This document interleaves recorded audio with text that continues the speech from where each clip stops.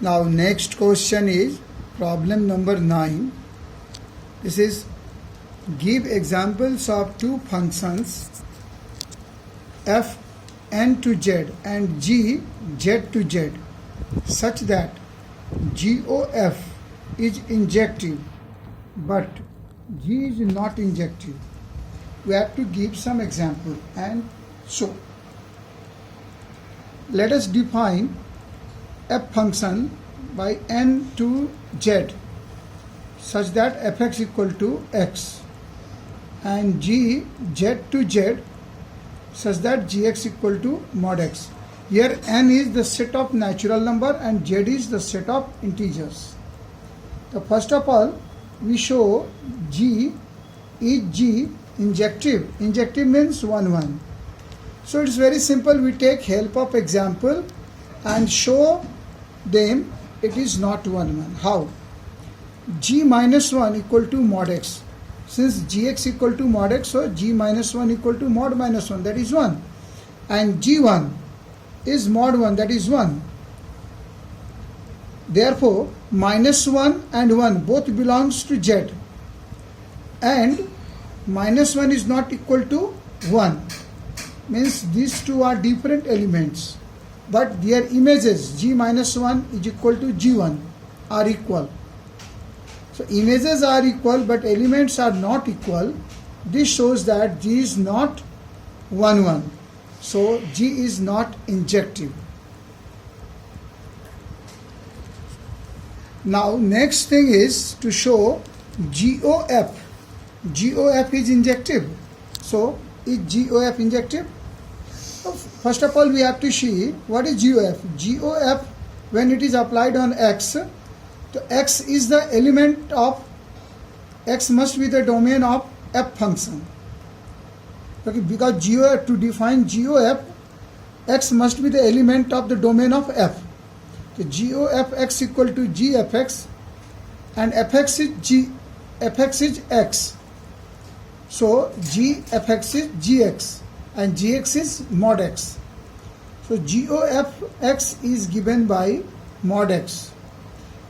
Since domain of GOF is same as that of f function and range of GOF is same as that of g function, that we know in the from the chapter unit composite function. So therefore GOF is defined from n to z, natural to z, integer function.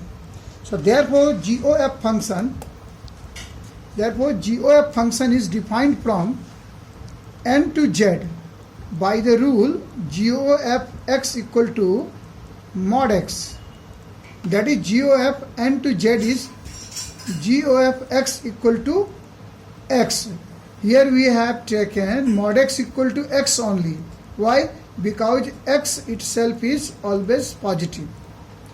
Since x belongs to natural number, x is greater than or equal to 1. Therefore, mod x is x, as x is positive. So, therefore, for all x1, x2 belongs to n,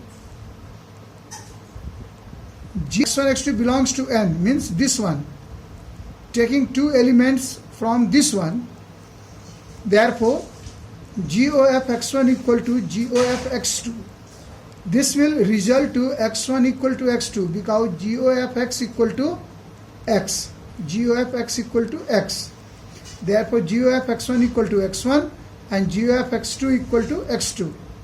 So we got GOF is an injective function, that is 1 1 function. Now, next question is problem number 10. This is also similar type of question. Give an example of two functions f n to n and g n to n such that GOF is onto but f is not onto. Again we frame two functions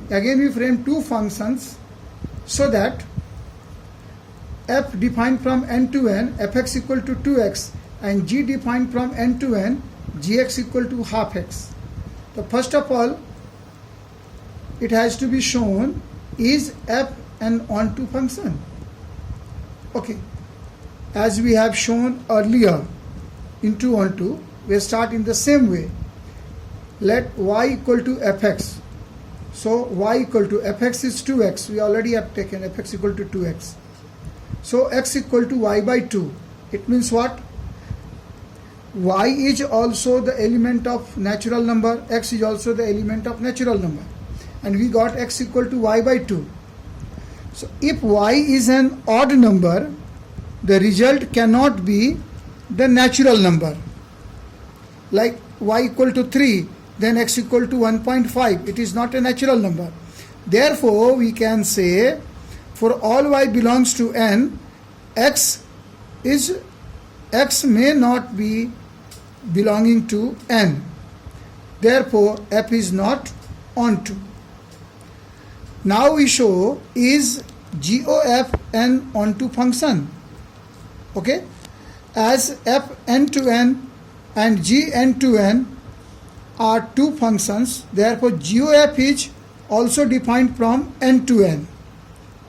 Because GOF is composite function, the domain of GOF function is same as the domain of f function, and the range of GOF function is same as the range of g function, and both are n. Therefore GOF is defined from n to n.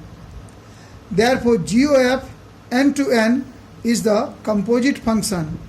Now we have to decide the rule. Therefore GOFX equal to GFX. This is equal to g taking 2x for fx, and since g function is gx equal to half x, therefore g2x is half into 2x, that is x. So therefore we come to conclude that GOF is defined from n to n, so that the rule is GOF x equal to x. This is an identity function. So therefore for all x belongs to n, its range GOF x equal to x, that belongs to n. Therefore range of this function equal to codomain of the function. Therefore GOF is an onto function. This chapter.